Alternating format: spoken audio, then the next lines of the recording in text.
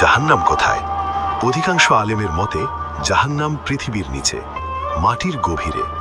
হাদিসে এসেছে, কবরে আযাব হলে মাটি সংকীর্ণ হয়ে যায় এবং কবর হল জাহান্নামের একটি গর্ত। সহিহ হাদিস। রাসূল সাল্লাল্লাহু আলাইহি ওয়াসাল্লাম বলেছেন, সূর্য ডুবে যায় আল্লাহর আরশের নিচে সিজদা করতে, তারপর জাহান্নামের কাছ দিয়ে উঠে আসে। আরেকটি হাদিসে এসেছে, রাসূল সাল্লাল্লাহু আলাইহি ওয়াসাল্লাম সালাতে দাঁড়িয়ে জাহান্নাম দেখেছিলেন। তিনি পিছিয়ে গিয়েছিলেন ভয়ে, মানে জাহান্নাম এখনই বিদ্যমান, এই মুহূর্তে চলছে।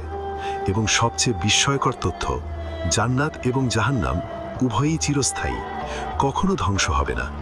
আল্লাহ তাআলা বলেন, জান্নাতবাসীরা সেখানে চিরকাল থাকবে, যতদিন আকাশ ও পৃথিবী থাকবে। তাহলে সারমর্ম, জান্নাত আকাশে, সপ্তম আকাশের উপরে, জাহান্নাম মাটির নিচে, পৃথিবীর গভীরে। দুটোই এখন বিদ্যমান, দুটোই চির